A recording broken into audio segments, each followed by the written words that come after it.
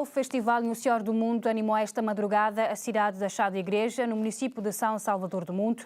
Artistas como Beja KP, PCC, Pilon e Tony Fica subiram ao palco, trazendo um repertório que agradou todas as gerações. Também reservou espaço para os clássicos. O Grupo Pilon, com mais de 40 anos de carreira, fez a plateia relembrar músicas que marcaram várias gerações, incluindo canções do seu mais recente disco, com um repertório que continua a agradar diferentes faixas etárias.